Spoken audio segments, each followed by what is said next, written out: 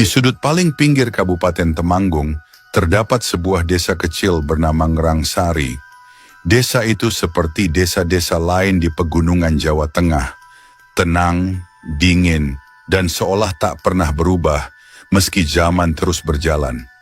Di sana, di antara kabut pagi dan udara sejuk yang membawa aroma tanah basah, tinggal seorang perempuan tua yang sudah lama hidup seorang diri. Namanya Mbah Sarminah atau biasa dipanggil Nek Minah oleh warga sekitar. Usianya mungkin sudah lewat 70 tahun.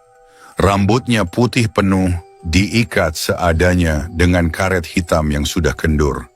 Tubuhnya kurus, tapi masih kuat berjalan kaki belasan kilometer setiap hari untuk menjajakan sapu ijuk buatannya sendiri. Tiap pagi, Nek Minah memikul sapu-sapu itu di pundak, dimasukkan dalam karung bekas yang dijahit ulang, dan berkeliling dari desa ke desa. Meski banyak orang menganggap sapu ijuk sudah kalah saing dengan sapu plastik yang lebih ringan dan murah, tapi Nek Minah punya pelanggan setia. Bukan karena sapunya lebih bagus, tapi karena mereka tahu, Nek Minah menjual sapu bukan untuk mencari untung, melainkan untuk bertahan hidup. Pagi itu, kabut turun lebih tebal dari biasanya. Matahari malu-malu muncul dari balik awan, dan angin berembus membawa suara dedaunan kering yang berjatuhan di halaman rumah-rumah warga. Nek Minah duduk sebentar di pos ronda dekat perbatasan dusun. Kakinya pegal karena semalam hujan deras, dan ia terpaksa tidur hanya dengan alas tikar tipis di rumahnya yang nyaris roboh. Ia menghela napas, lalu mengangkat karungnya kembali dan melangkah ke arah dusun Karangjati, desa sebelah yang agak lebih ramai. Di tengah perjalanan, ia bertemu dengan seorang petani muda bernama Mas Larto, yang sedang mendorong sepeda berisi hasil panen kacang panjang. "Loh, Nek Minah, jauh-jauh ke Karangjati lagi?" sapa Larto ramah. "Iya Mas, siapa tahu laku 1-2 sapu. Buat beli beras daripada di rumah bengong," jawab Nek Minah sambil tersenyum kecut. Larto menawarinya tumpangan sampai perempatan, tapi Nek Minah menolak halus. Ia merasa tak enak dibantu terlalu sering. Lagi pula, berjalan kaki sudah menjadi kebiasaannya. Siang mulai menjelang ketika hujan rintik-rintik turun dari langit. Nek Minah belum juga mendapatkan pembeli. Beberapa rumah di Karangjati sedang sepi karena penghuninya pergi ke ladang. Ia berteduh sebentar di teras masjid, lalu kembali menyusuri jalanan desa. Tak lama kemudian, hujan bertambah deras. Angin berembus lebih kencang, dan langit seperti gelap mendadak meski belum jam 3 sore. Nek Minah memutuskan untuk mencari tempat berteduh. Di pinggir jalan menurun, ia melihat sebuah rumah tua yang tampak kosong. Cat temboknya mengelupas, pintu depannya setengah terbuka, dan halaman depannya ditumbuhi ilalang liar. Nek Minah tahu rumah itu. Dulu milik keluarga Pak Wiryo, juragan tembakau yang sudah pindah ke kota sejak 5 tahun lalu. Rumah itu tak pernah ditempati lagi, tapi belum dijual juga. Ia melangkah masuk ke teras dengan hati-hati. Sapu ijuknya disandarkan ke dinding, dan ia duduk di bangku kayu yang entah kenapa masih utuh di sana.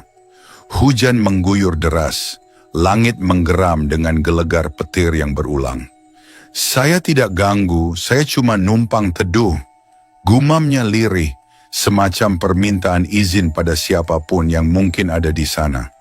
Waktu berjalan cepat, hujan tak kunjung reda, dan sore berubah jadi senja. Kabut perlahan turun menyelimuti halaman depan. Dari celah-celah pintu, angin masuk membawa aroma debu dan kayu lapuk. Namun yang aneh, Nek Minah justru merasa hangat di dalam rumah itu, seolah ada perapian yang menyala di kejauhan. Padahal jelas-jelas tak ada siapapun di sana.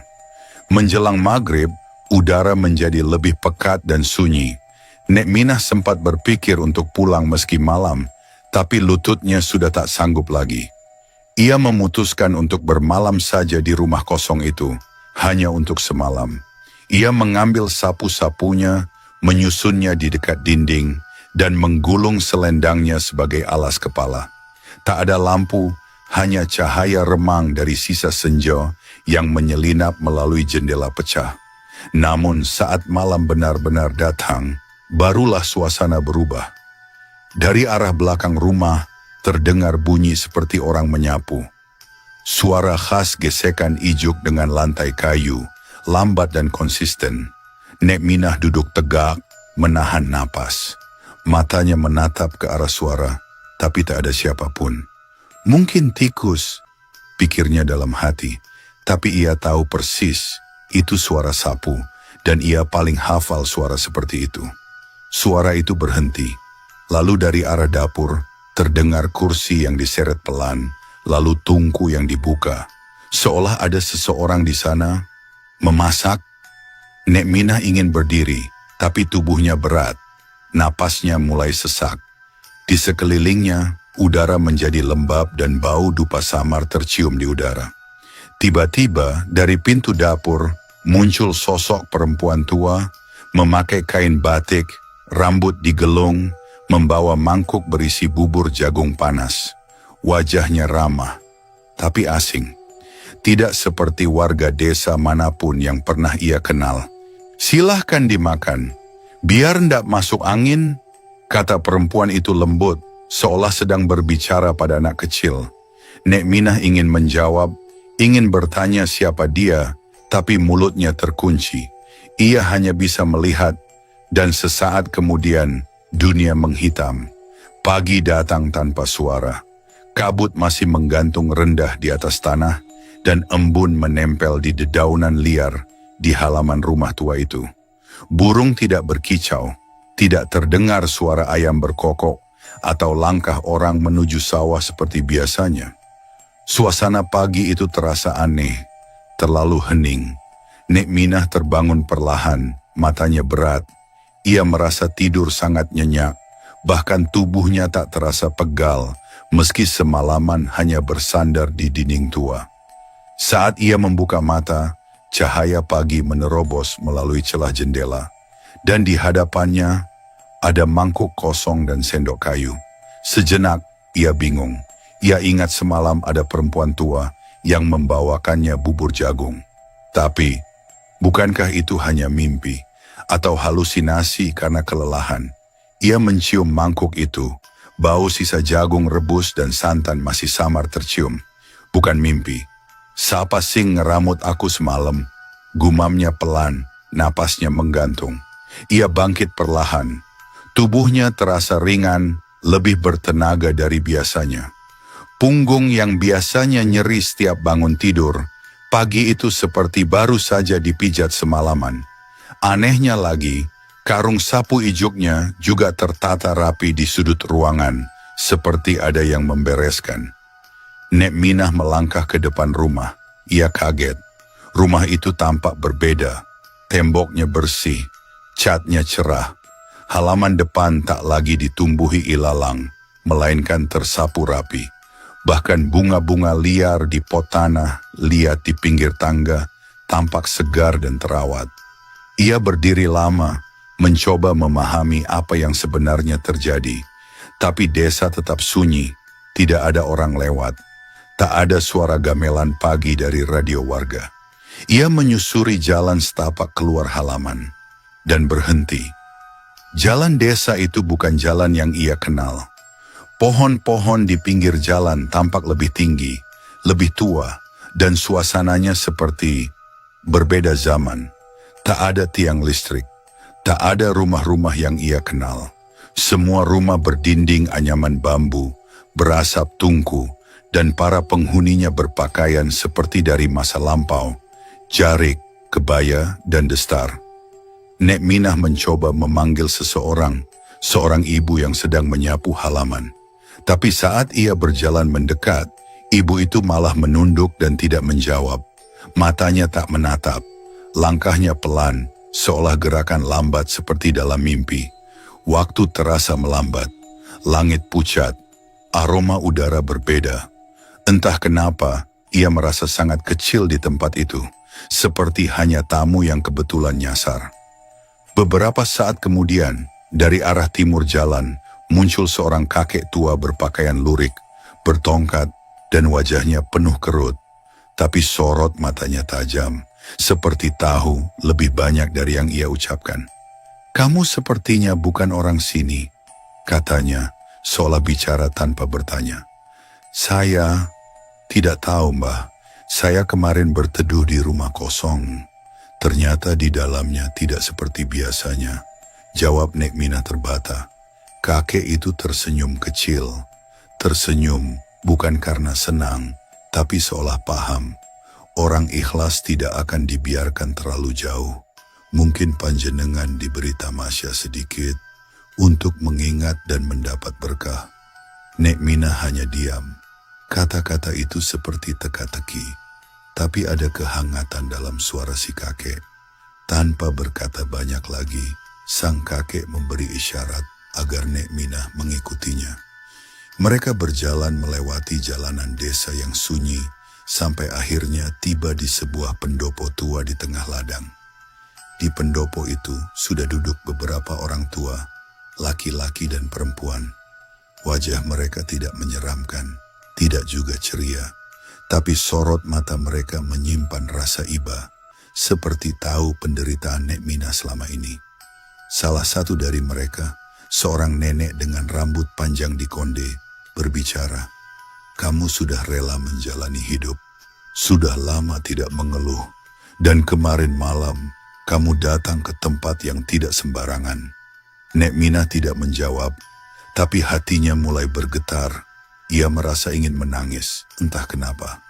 "Kamu akan saya beri pertolongan, dan kamu akan kembali menjalani kehidupan yang lebih tercerahkan. Saya tidak paham apa maksud semua itu. Kamu tidak harus mengerti semuanya sekarang, tapi setelah ini hidupmu akan diawasi." Kemudian mereka membawakan sebuah bungkusan kecil, dibungkus kain mori putih, diberikan ke tangan Nek Minah. Rasanya hangat dan ringan, seperti memegang embun pagi. Setelah itu semuanya menghilang perlahan, seperti ditiup angin. Nek Minah terbangun di rumah tua itu, masih di tempat yang sama. Tapi hari sudah pagi betul, burung-burung mulai berkicau. Dan saat ia melihat sekeliling, rumah itu kembali seperti semula. Lusuh, cat mengelupas, dan ilalang memenuhi halaman. Di pangkuannya masih tergenggam bungkusan mori putih kecil. Dengan tangan gemetar, ia membuka lipatannya. Di dalamnya ada lidi-lidi kecil ijuk yang dirangkai seperti miniatur sapu, dan sebutir kacang hijau kering. Nek Minah tak tahu apa artinya, tapi entah kenapa air matanya mengalir sendiri. Sehari setelah kejadian aneh itu, Nek Minah kembali melanjutkan hidup seperti biasa. Ia melipat kembali selendangnya, memasukkan bungkusan mori putih ke dalam kantong kain tua, dan memanggul karung sapu ijuk yang tinggal sedikit isinya. Tapi sejak pagi itu, ada sesuatu yang berubah dalam dirinya. Ia merasa tenang, seperti ada yang menjaga langkahnya, meski ia tak tahu siapa. Langit pagi masih mendung tipis. Angin dari arah utara meniup dedaunan jati di sepanjang jalan desa. Sepanjang perjalanan, Nek Minah merasa seperti diperhatikan. Bukan dengan cara yang menakutkan, melainkan seperti orang yang baru saja kembali dari perjalanan jauh dan disambut diam-diam oleh mereka yang mengenalinya. Sesampainya di pasar kecil Dukuh Kembang Arum, tempat biasa ia berjualan sapu, beberapa hal mulai terasa ganjil. Pertama, seorang ibu penjual sayur yang biasanya pelit bicara, tiba-tiba menghampiri dan membelikan Nek Minah segelas teh hangat. "Nek, tadi pagi aku mimpi sampean duduk di pendopo tua. Terus ada cah cilik ngasih sampean kacang ijo. Rasanya aneh, makanya aku pengen nyedekah teh iki." Nek Minah tersentak. Ia tidak pernah menceritakan peristiwa aneh semalam ke siapa-siapa.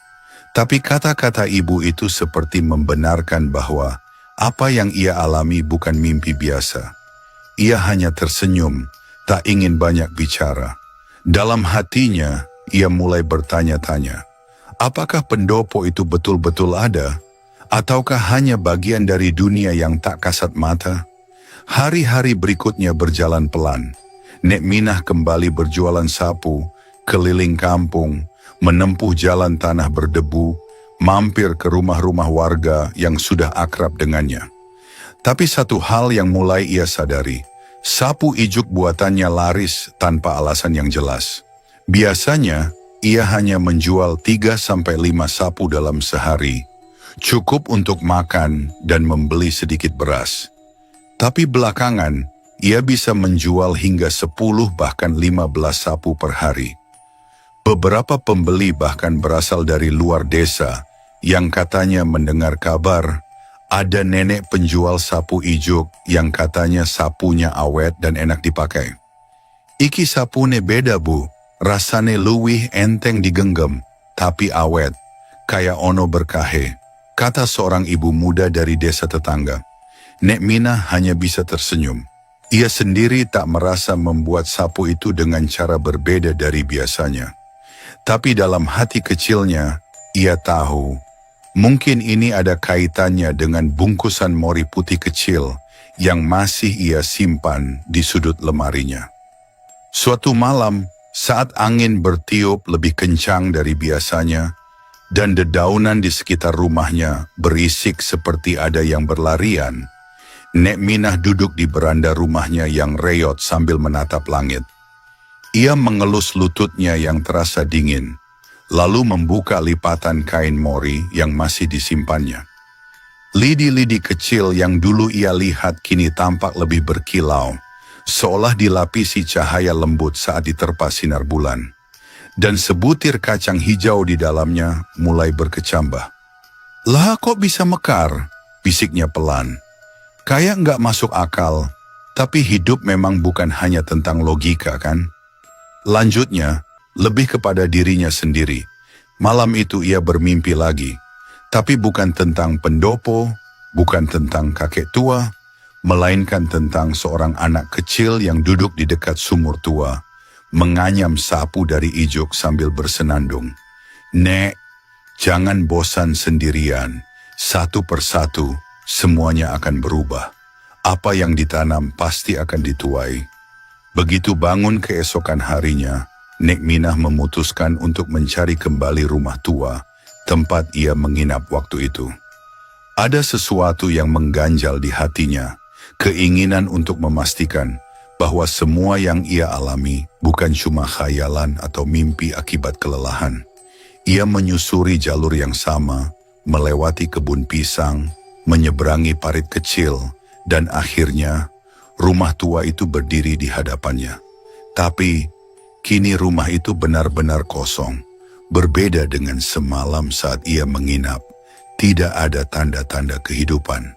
Halamannya penuh ilalang, pintunya tertutup rapat dengan papan kayu yang mulai lapuk. Bahkan pintu yang sebelumnya terbuka kini seperti tidak pernah disentuh selama bertahun-tahun. Nek Minah berdiri terpaku, wajahnya bingung, tapi tidak takut. Ia memejamkan mata dan duduk di depan rumah itu, seperti ingin menyerap kembali kenangan semalam. Tapi tidak ada suara, tidak ada bayangan, hanya angin semilir dan bau tanah basah yang menyeruak pelan. Tiba-tiba dari arah belakang rumah, terdengar suara pelan, seperti suara kerincing gelang kaki. Nek Minah bangkit dan menoleh cepat, tapi tidak ada siapa-siapa. Hanya daun jati kering yang jatuh perlahan. Sejak saat itu, ia tak lagi mencari-cari jawaban. Ia hanya menjalani hari-harinya dengan lebih tenang.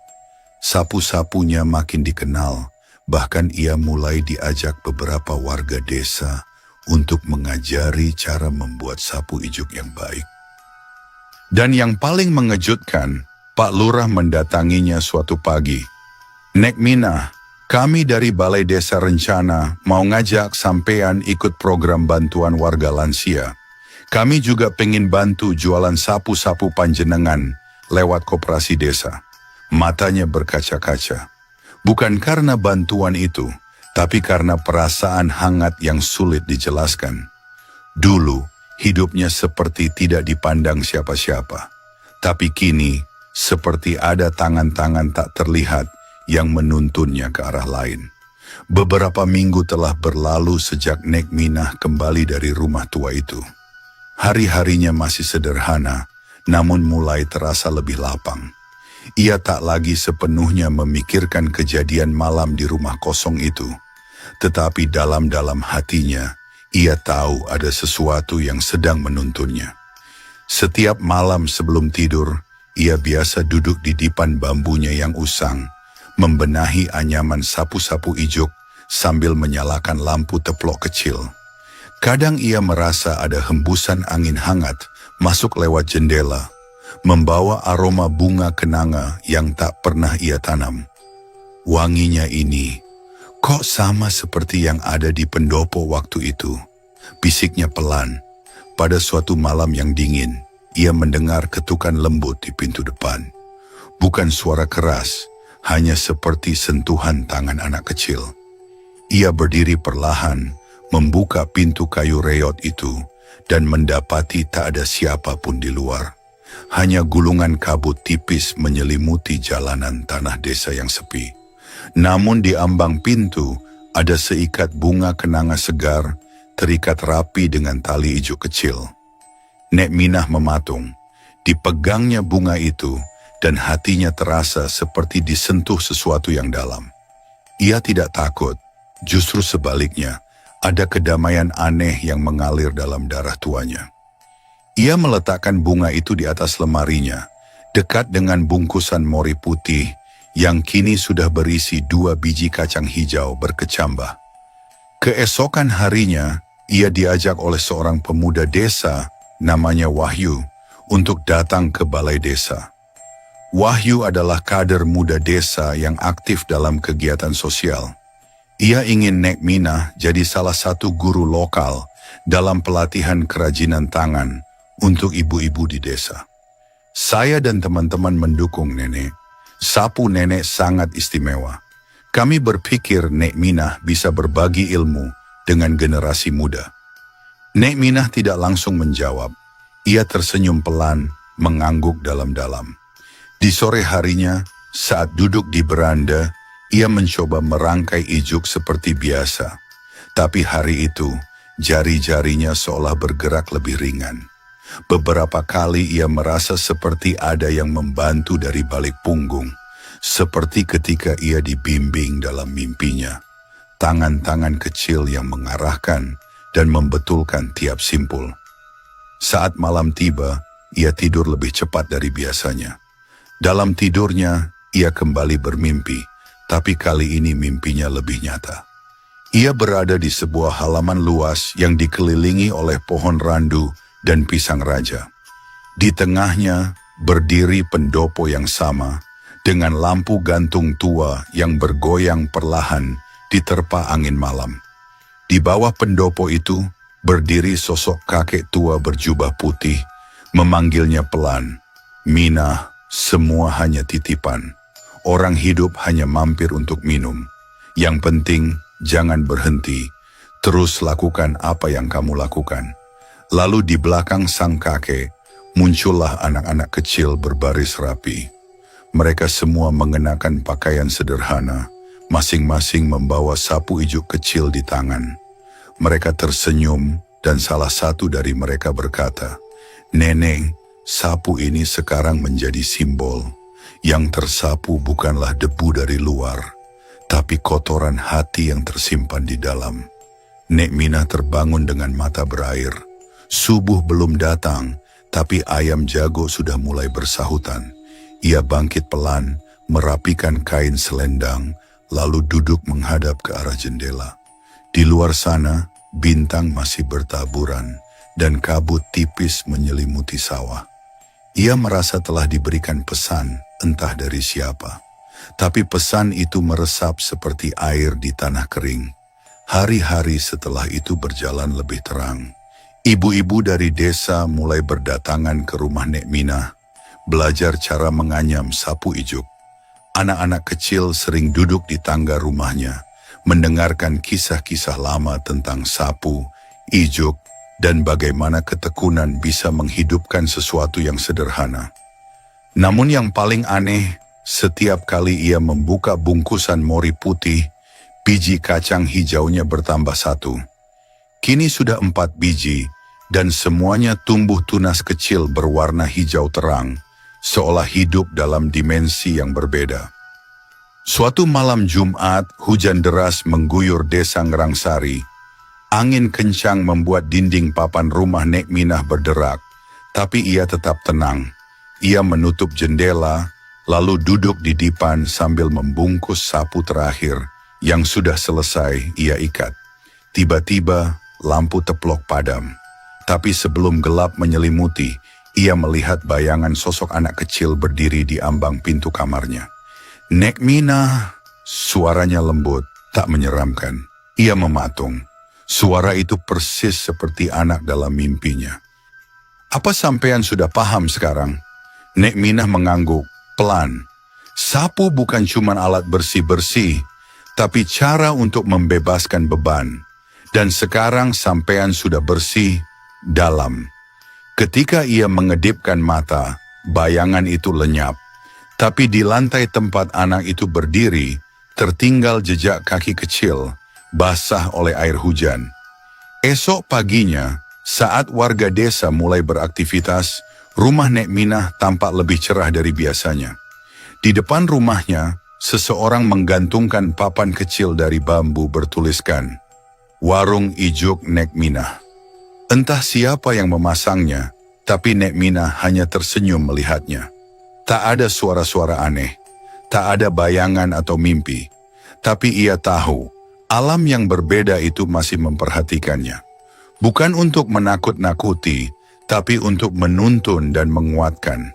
Hari-hari di desa Ngerangsari mulai berjalan lebih hidup sejak Nek Minah membuka warung ijuknya.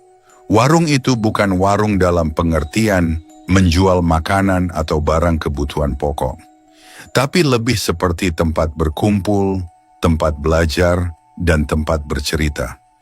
Ibu-ibu, remaja, bahkan beberapa pemuda kadang datang untuk sekadar duduk, belajar mengikat ijuk, atau mendengarkan cerita Nek Minah tentang kehidupan. Namun tak semua bisa memahami perubahan yang terjadi pada Nek Minah. Beberapa orang masih berbisik-bisik, menyebutnya pernah hilang semalam di rumah kosong yang terkenal angker. Ada yang bilang Nek Minah kemasukan. Ada juga yang percaya bahwa ia kini sedang dibantu makhluk halus. Yang penting hidupmu diberkahi, Nek Minah, kata Bu Partini, tetangga sebelah yang juga jadi sahabat sejak muda. Lah wong yang pada ngosipin itu, yo nggak mau bantu pas awakmu susah. Nek Minah hanya mengangguk pelan. Ia tidak merasa istimewa, tidak merasa hebat, tapi ia memang merasa tidak sendiri. Pada suatu siang yang terik, seorang lelaki paruh baya datang ke rumahnya. Bajunya sederhana, sandal jepitnya sudah menipis, tapi sorot matanya tajam dan jernih. Ia memperkenalkan diri sebagai Pak Ramelan dari desa sebelah. Saya dengar panjenengan bisa bikin sapu ijuk yang awet dan rapi. Saya punya toko kelontong kecil. Kalau panjenengan berkenan, saya ingin pesan rutin 2 lusin setiap 2 minggu. Itu bukan jumlah yang kecil untuk Nek Minah, tapi ia tersenyum, lalu mengangguk tanpa ragu. Insya Allah, nanti tak usahakan yang sungguh-sungguh, biar semua rapi dan berkah. Pak Ramelan bukan orang biasa. Belakangan diketahui bahwa ia juga aktif sebagai penghubung koperasi desa yang hendak mengembangkan kerajinan lokal untuk pasar kota. Sapu-sapu buatan Nek Minah mulai dijual dengan harga layak. Bahkan, seminggu kemudian, ia diajak menghadiri pertemuan kecil di balai kecamatan, bertemu dengan pelaku UMKM lainnya. Ia sempat kaget, tapi akhirnya datang dengan membawa 1 buntelan sapu dan bungkusan mori kecil yang selalu ia bawa di dalam tas kain lusuhnya. Tapi malam hari setelah pertemuan itu, ia kembali bermimpi. Ia berada di tempat yang sama. Halaman luas dengan pendopo dan pohon-pohon tinggi di sekelilingnya. Tapi kali ini tidak ada sosok tua atau anak-anak kecil. Yang ada hanya cermin besar berdiri di tengah halaman, diapit 2 obor menyala.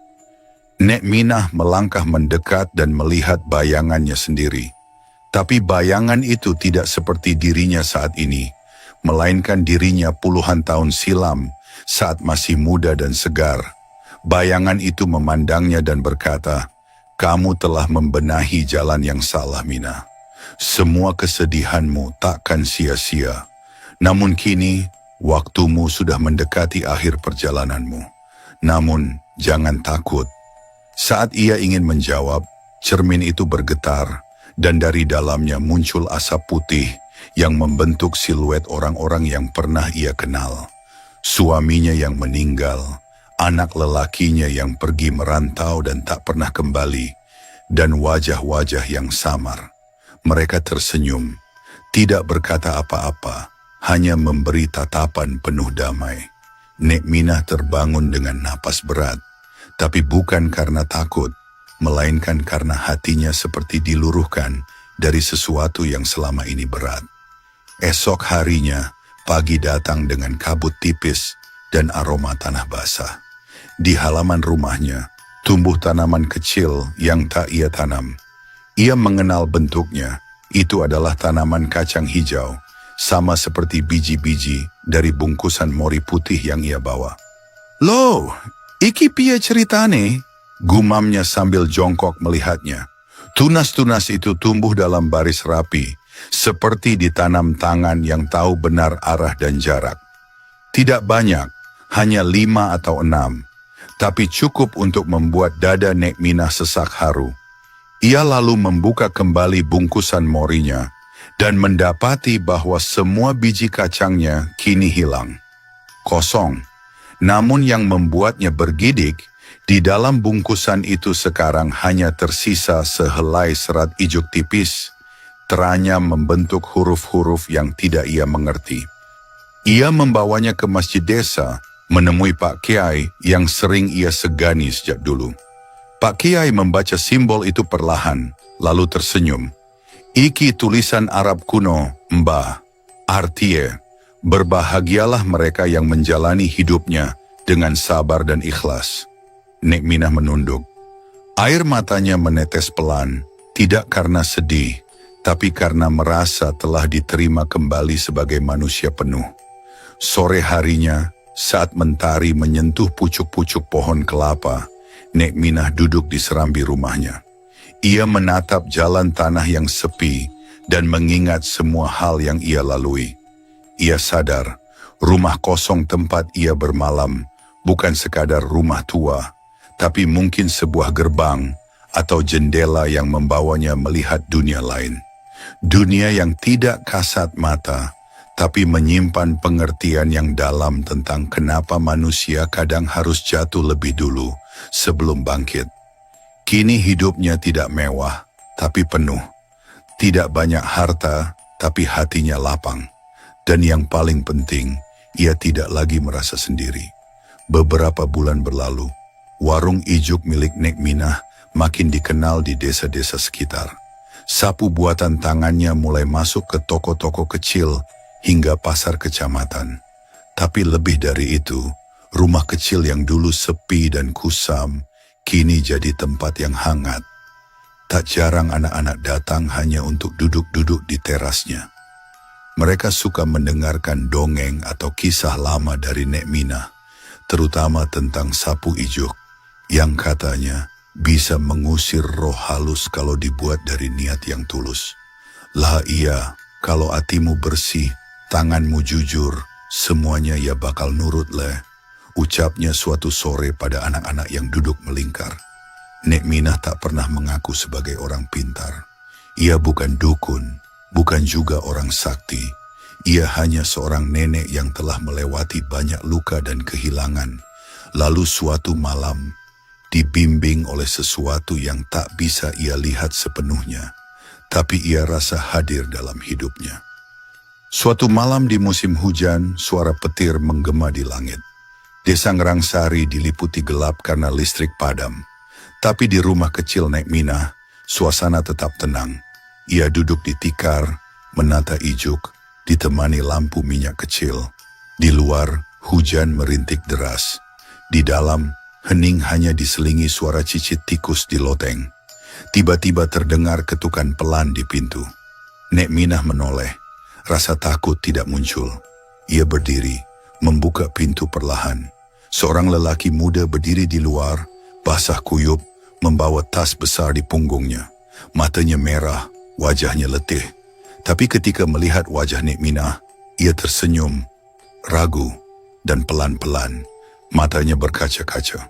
"Ma, iki aku, Slamet, anakmu." Nek Minah tertegun. Ia memandangi wajah lelaki itu lama, sangat lama. Hujan seperti berhenti di telinganya. Dunia pun senyap. "Slamet," suaranya lirih, gemetar. "Maafkan aku, terlalu lama." Lelaki itu mendekat, menjatuhkan tasnya, lalu bersimpuh di depan Nek Minah. Nek Minah tak bisa menahan tangis. Tangannya gemetar menyentuh rambut anaknya yang sudah tumbuh uban. Dunia seperti runtuh dan dibangun kembali dalam satu pelukan. Slamet, anak semata wayangnya yang pergi 20 tahun silam, tanpa kabar, kini kembali. Ia bercerita tentang hidupnya di kota yang tak mudah, tentang pekerjaan serabutan, tidur di emperan, sampai akhirnya ia mendengar kabar tentang sapu ijuk dari desanya, dari warung kecil milik seorang wanita tua yang dulu pernah ia tinggalkan dalam diam. "Aku tahu itu panjenengan, Mak. Nalarku bilang enggak mungkin, tapi hatiku tahu, dan aku harus pulang." Malam itu mereka tak tidur. Mereka bercerita tentang masa lalu, tentang kerinduan, tentang rasa bersalah, dan tentang harapan. Hari-hari berikutnya, hidup Nek Minah berubah pelan namun dalam. Slamet membantu di warung, memperbaiki atap rumah, dan bahkan belajar menganyam ijuk. Hubungan mereka tidak langsung pulih sepenuhnya. Banyak luka yang tak bisa dihapus begitu saja. Tapi kini mereka berjalan bersama, bukan saling meninggalkan. Suatu hari Slamet bertanya pada ibunya, "Mak, malam waktu panjenengan tidur di rumah kosong itu, panjenengan ngerasakno opo?" Nek Minah hanya tersenyum, lalu memandang ke halaman tempat tunas-tunas, kacang hijau mulai tumbuh rimbun. "Aku ora ngerti, Slamet, tapi rasane kaya ketemu jalan balik. Jalan untuk pulang, pulang sing sejati."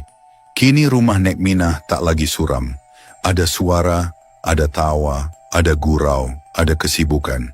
Warga pun mulai lebih menghargai dan menghormati dirinya. Bahkan rumah kosong tempat ia pernah bermalam itu kini dirawat oleh warga. Mereka percaya rumah itu punya aura baik dan dipakai sebagai tempat belajar membuat kerajinan desa. Kadang Nek Minah berjalan ke sana sore hari, duduk di tangga depannya, memandang matahari tenggelam. Ia masih membawa bungkusan mori putih, kini sudah berisi serat ijuk yang ia rajut sendiri menjadi gelang kecil.